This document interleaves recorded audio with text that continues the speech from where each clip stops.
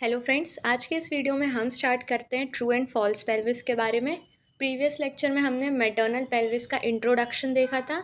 इस लेक्चर में हम मैटरनल पेल्विस को कंटिन्यू करेंगे और इसमें हम पढ़ेंगे ट्रू एंड फॉल्स पेल्विस के बारे में डिटेल में। ठीक है, सबसे पहले हम देख लेते हैं maternal pelvis is the pathway through which the foetus passes during labour. Labour के टाइम पर जहाँ से फीटस जो होता है पास आउट होता है उसे हम कहते हैं पेल्विस। ठीक है, anatomically the pelvis is divided into two parts. Anatomically अगर हम देखें तो मैटरनल पेल्विस जो होती है वो टू पार्ट्स में डिवाइडेड होती है। सबसे पहली होती है फॉल्स पेल्विस जिसे हम ग्रेटर पेल्विस भी कहते हैं, और दूसरी होती है ट्रू पेल्विस जिसे हम लेसर पेल्विस भी कहते हैं। यहाँ पर हम इसका डायग्राम देख लेते हैं ट्रू पेल्विस और फॉल्स पेल्विस का। यहाँ पर हम देख सकते हैं ये है फॉल्स पेल्विस और ये है ट्रू पेल्विस। ठीक है, और इन दोनों को जो डिवाइड करती है उसको हम कहते हैं पेल्विक ब्रिम, इसी को हम कहते हैं पेल्विक इनलेट।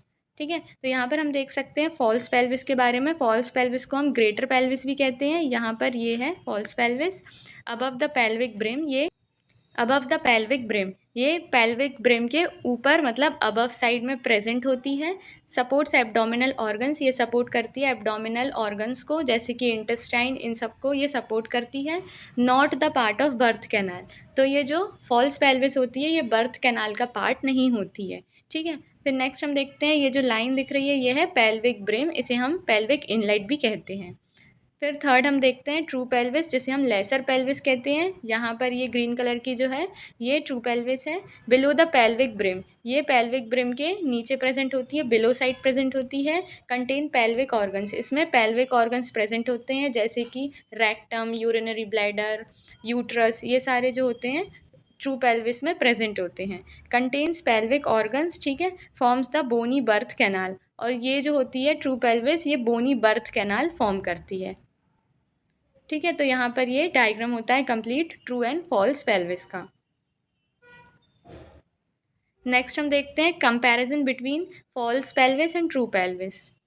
यहाँ पर हम देख सकते हैं फॉल्स पेल्विस जो होती है वो पेल्विक ब्रिम के अपर साइड प्रेजेंट होती है, ये वाइडर और शैलोअर होती है। ठीक है, सपोर्ट्स एब्डोमिनल ऑर्गन्स, ये एब्डोमिनल ऑर्गन्स को सपोर्ट करती है। Not concern with child birth, और ये कोई भी कंसर्न नहीं रखती है चाइल्ड बर्थ से। ठीक है, फिर दूसरा हम देखते हैं ट्रू पेल्विस जो होती है ये पेल्विक ब्रिम के नीचे प्रेजेंट होती है, बिलो द पेल्विक ब्रिम। यहाँ पर हम देख सकते हैं डीपर एंड नैरोअर, ये डीपर होती है और नैरोअर होती है। कंटेन पेल्विक ऑर्गन्स, इसमें पेल्विक ऑर्गन्स प्रेजेंट होते हैं। फॉर्म्स द बर्थ कैनाल, और ये जो होती है ट्रू पेल्विस ये बर्थ कैनाल का फॉर्मेशन करती है। नेक्स्ट हम देख लेते हैं फॉल्स पेल्विस का डिटेल में इंट्रोडक्शन देख लेते हैं। फॉल्स पेल्विस को हम ग्रेटर पेल्विस भी कहते हैं। इसकी डेफिनेशन देखते हैं हम। False pelvis is the upper expanded part of the pelvis located above the pelvic brim. It is not part of birth canal.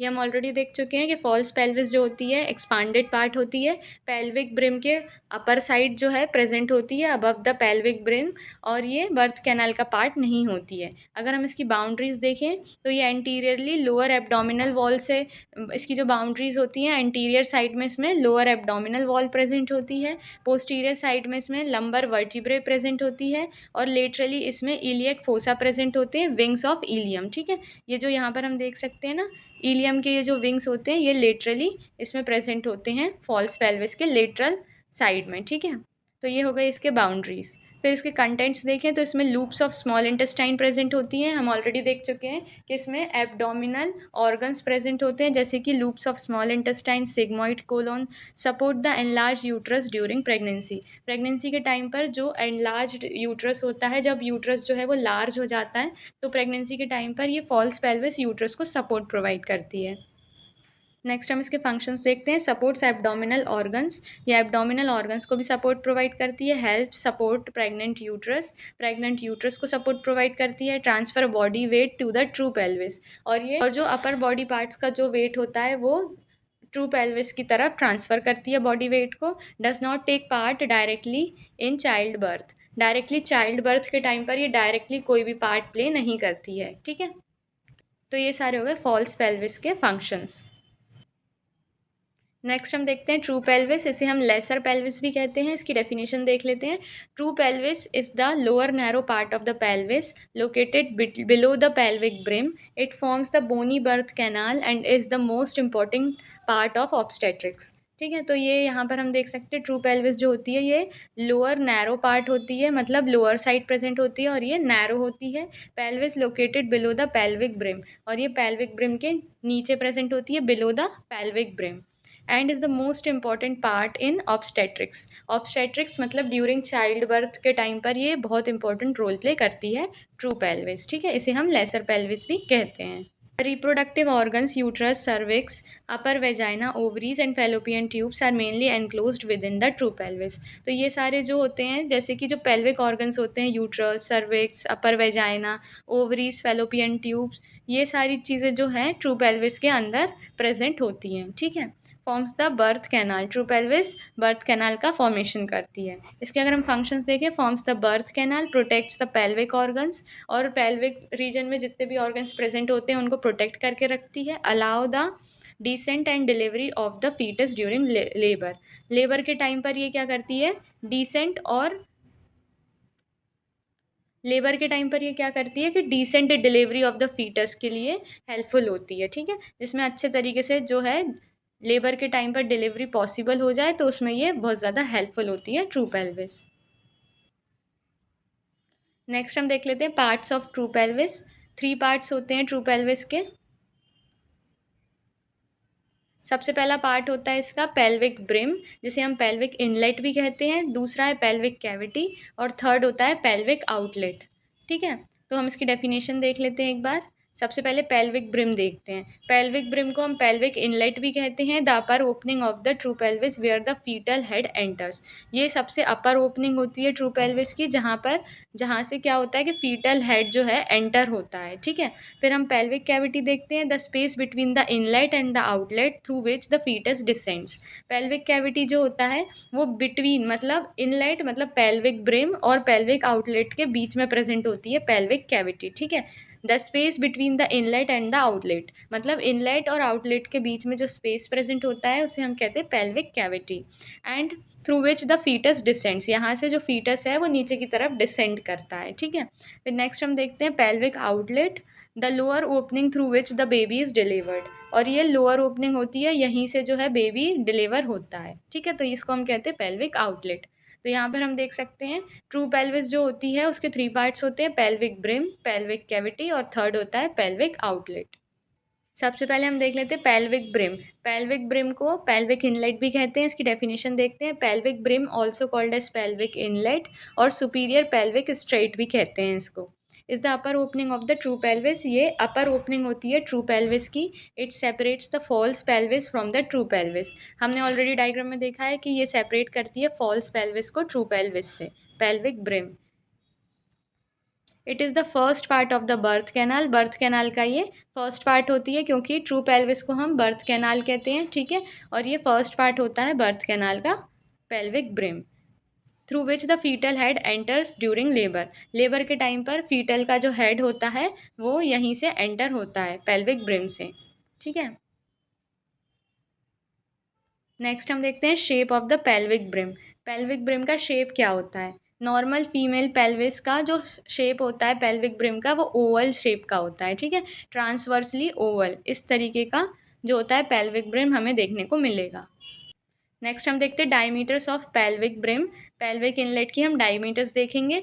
The pelvic brim pelvic inlet has several important diameters that are used to access the adequacy of the pelvis for normal vaginal delivery. मतलब pelvic brim की कुछ diameters होती हैं जो भी हम आगे पढ़ेंगे, जो वेजाइनल डिलीवरी के लिए रिस्पॉन्सिबल होती है और उसके बहुत ज़्यादा इंपॉर्टेंट रोल प्ले करती है। ठीक है, ड्यूरिंग वेजाइनल डिलीवरी।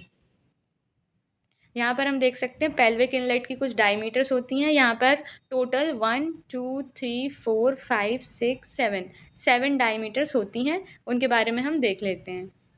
सबसे पहले होती है पेल्विक इनलेट की डायमीटर। सबसे पहले होती है एंटीरो पोस्टीरियर डायमीटर। ठीक है, एंटीरो पोस्टीरियर डायमीटर इस तरीके की दिखने को मिलती है। ठीक है, ये एंटीरियर साइड से पोस्टीरियर साइड तक जाती है ये डायमीटर, और यही टच करती है posterior margin of the superior surface of pubic symphysis. यहाँ पर प्यूबिक सिम्फाइसिस प्रेजेंट होता है, तो उसकी पोस्टीरियर मार्जिन मतलब जो प्यूबिक सिम्फाइसिस होता है उसका पोस्टीरियर मार्जिन देखें, और सुपीरियर सरफेस से ये निकलती है और जाती है सैक्रल तक। ठीक है, तो यहाँ पर ये एंटीरियर पोस्टीरियर डायमीटर होती है।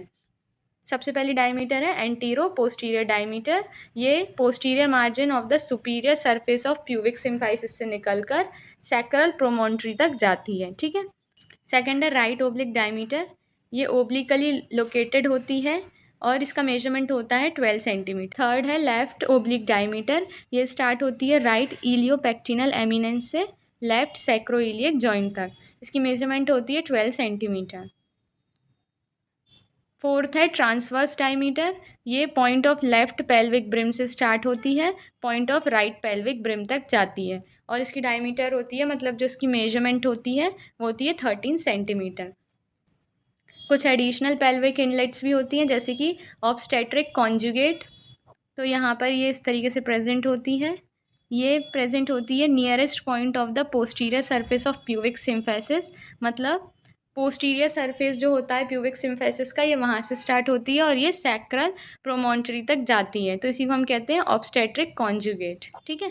ये सिमिलर रहेगी एंटेरो पोस्टीरियर डायमीटर के, ठीक है, लेकिन इसकी जो मेजरमेंट होती है वो होती है 10 सेंटीमीटर की।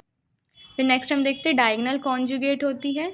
इसमें क्या है, ये स्टार्ट होती है middle of the lower border of pubic symphysis to the mid point of the sacral promontory. तो ये mid point of the sacral promontory तक जाती है और स्टार्ट होती है ये middle of lower border of the pubic symphysis. Pubic symphysis की जो मिडिल लोअर बॉर्डर होती है वहाँ से ये स्टार्ट होती है और mid point of the sacral promontory तक ये जाती है। नेक्स्ट हम देखते हैं पोस्टीरियर सैजिटल डायमीटर। ये स्टार्ट होती है सैक्रल प्रोमोन्ट्री से और ये जाती है mid point of the transverse diameter तक। यहाँ पर जो हमने ये ट्रांसवर्स डायमीटर देखी थी इसके मिड पॉइंट तक जाती है पोस्टीरियर सैजिटल डायमीटर, ठीक है। इसकी मेजरमेंट होती है 4.5 सेंटीमीटर। एक बार हम इसका चार्ट देख लेते हैं। एंटेरो पोस्टीरियर डायमीटर होती है, ठीक है, ये एक्सटेंड करती है from central of the sacral promontory to the centre of the posterior margin of the superior surface of pubic symphysis. तो ये एक्सटेंड करती है centre of the sacral promontory से, मतलब सैक्रल प्रोमोन्ट्री के सेंटर से निकलती हुई ये जाती है centre of the posterior margin, मतलब प्यूबिक सिम्फाइसिस की जो पोस्टीरियर मार्जिन होती है वहाँ तक, उसके प्यूबिक सिम्फाइसिस के सुपीरियर सरफेस तक, ठीक है। तो यहाँ पर हम यहाँ से याद रख सकते हैं कि सैक्रल प्रोमोन्ट्री के सेंटर से ये निकलती है और जाती है कहाँ तक, posterior margin of pubic symphysis के सुपीरियर सरफेस तक, ठीक है। ये 11 सेंटीमीटर की होती है। फिर राइट ओब्लिक देखते हैं, ये 12 सेंटीमीटर की होती है। Extends from right sacroiliac joint to the left iliopectineal eminence तक ये जाती है, ठीक है। ये ऑलरेडी हम डायग्राम में देख चुके हैं। फिर लेफ्ट ओब्लिक डायमीटर में 12 सेंटीमीटर की होती है। ये एक्सटेंड करती है लेफ्ट सैक्रोइलियक जॉइंट से टू द राइट इलियोपेक्टिनल एमिनेंस तक। फिर फोर्थ है ट्रांसवर्स डायमीटर। ये 13 सेंटीमीटर की होती है। ये widest distance across the pelvic brim. ये सबसे ज़्यादा वाइडेस्ट डिस्टेंस कवर अप करती है पेल्विक ब्रिम का बिटवीन टू फारदेस्ट पॉइंट, जो सबसे दूर के 2 पॉइंट्स होते हैं उनको कवर अप करती है। It is not a true diameter because it does not pass through the centre. ये ट्रू डायमीटर नहीं होती है क्योंकि ये सेंटर से पास नहीं करती है, ये जो सबसे ज़्यादा फारदेस्ट पॉइंट होता है उसको कवर अप करती है, ट्रांसवर्स डायमीटर। नेक्स्ट हम देखते हैं ऑब्स्टेट्रिक कॉन्जुगेट। ये 10 सेंटीमीटर की होती है। ये एक्सटेंड करती है from centre of the sacral promontory. ये सैक्रल प्रोमोन्ट्री के सेंटर से निकलती है और nearest point of the posterior surface of the pubic symphysis is the smallest anterior posterior diameter through which the foetal head must pass and is the most important obstetric diameter. ये बहुत ज़्यादा important obstetric diameter होती है क्योंकि यहाँ पर हम इसकी लोकेशन देख सकते हैं। ये centre of the sacral promontory से निकलती है और जाती है nearest point of the posterior surface of pubic symphysis. Pubic symphysis का जो पोस्टीरियर मार्जिन होती है वहाँ तक ये जाती है, ठीक है। और antero posterior diameter through which the foetal head must pass, ठीक है। तो ये सबसे छोटी एंटीरो पोस्टीरियर डायमीटर होती है जहाँ से जो फीटल है उसका हेड जो है वो पास होना बहुत इंपॉर्टेंट होता है, ठीक है। तो यहाँ से अगर फीटस का हेड जो है पास आउट हो जाता है तो वेजाइनल डिलीवरी होने के चांसेस थोड़े से ज़्यादा हो जाते हैं, ठीक है। तो ये बहुत बड़ा इंपॉर्टेंट रोल प्ले करती है ऑब्स्टेट्रिक डायमीटर में क्योंकि ये स्मॉलेस्ट होती है। फिर डायगोनल कॉन्जुगेट होती है। ये 12 सेंटीमीटर की होती है। Extend from middle of the sacral promontory. ये middle part of the sacral promontory से ये निकलती है, ठीक है, to the middle of the lower border of pubic symphysis, ठीक है। और ये जाती है कहाँ तक, middle of the lower border of pubic symphysis, मतलब प्यूबिक सिम्फेसिस की लोअर बॉर्डर तक ये जाती है। It can be measured clinically during examination, ये एग्जामिनेशन के टाइम पर ये क्लिनिकली एग्जामिन की जा सकती है। नेक्स्ट है पोस्टीरियर सैजाइटल डायमीटर, ये 4.5 सेंटीमीटर की होती है। ये एक्सटेंड करती है mid point of the transverse diameter, ये हम ऑलरेडी देख चुके हैं। ट्रांसवर्स डायमीटर के मिड पॉइंट से स्टार्ट होती है और ये जाती है सैक्रल प्रोमोन्ट्री तक, ठीक है। तो ये होती है 4.5 सेंटीमीटर की। तो ये सारी जो डायमीटर्स थी ये पेल्विक इनलेट की डायमीटर्स थी, ठीक है। यहाँ पर हम देखते हैं plane and axis of pelvic brim. यहाँ पर जो हमने पेल्विक ब्रिम देखा था उसके प्लेन देख लेते हैं कि किस प्लेन में वो प्रेजेंट होता है और किस एक्सिस में प्रेजेंट होता है। सबसे पहले प्लेन देख लेते हैं इसका, an imaginary plane passing through the pelvic inlet, ठीक है। ये एक इमेजिनरी प्लेन होता है। The inclined at an acute angle of horizontal, horizontal से ये एक्यूट एंगल में प्रेजेंट होता है जिसका एंगल होता है 55 डिग्री अप्रॉक्स, ठीक है। और एक्सिस ऑफ पेल्विक ब्रिम अगर हम देखें, इमेजिनरी स्ट्रेट लाइन होती है एक्सिस पेल्विक ब्रिम की, एक इमेजिनरी स्ट्रेट लाइन होती है जो ड्रॉ की जाती है perpendicular to the plane of pelvic brim. Pelvic brim के परपेंडिकुलर जो लाइन ड्रॉ की जाती है उसको हम कहते हैं एक्सिस ऑफ पेल्विक ब्रिम, ठीक है। The foetus enters the brim in the direction of the axis of the brim, मतलब फीटस जब एंटर होता है तो वो एक्सिस की डायरेक्शन में ही एंटर होता है। यहाँ पर हम देख सकते हैं एंगल ऑफ इंक्लाइनेशन जो होता है, ये जो है पेल्विक ब्रिम का हॉरिजॉन्टल लाइन से एंगल ऑफ इंक्लाइनेशन जो होता है वो 55 डिग्री का होता है। दूसरी चीज़ इंपॉर्टेंस अगर देखें, the incline plane and its axis guide the foetal head, और जो एक्सिस होती है वो फीटल के हेड को जो है गाइड करती है, इसलिए ये एक्सिस बनाई जाती है। तो ये जो पेल्विक ब्रिम का प्लेन होता है उसके परपेंडिकुलर होती है axis. Pelvic brim plane and axis, ठीक है। Plane of the pelvic brim जो होता है वो 55 डिग्री इंक्लाइंड होता है from horizontal line. It is inclined forward at an acute angle of, acute angle से इंक्लाइंड होता है ये 55 डिग्री से, ठीक है। The angle is called as angle of pelvic inclination, और इसी को हम कहते हैं angle of pelvic inclination. Axis of pelvic brim जो होती है, it is an imaginary plane, ये एक इमेजिनरी प्लेन होती है passing through the pelvic inlet to the plane of pelvic brim at its centre. ये एक इमेजिनरी प्लेन होता है जो पास करता है पेल्विक इनलेट के थ्रू, ये पास करता है, और प्लेन ऑफ पेल्विक ब्रिम जो होता है, जो हमने अभी पूरा प्लेन देखा, उसके सेंटर से ये पास जो करती है, इसी को हम कहते हैं एक्सिस, ठीक है। ये जो है फीटल हेड जो होता है उसको डायरेक्शन प्रोवाइड करती है ये एक्सिस।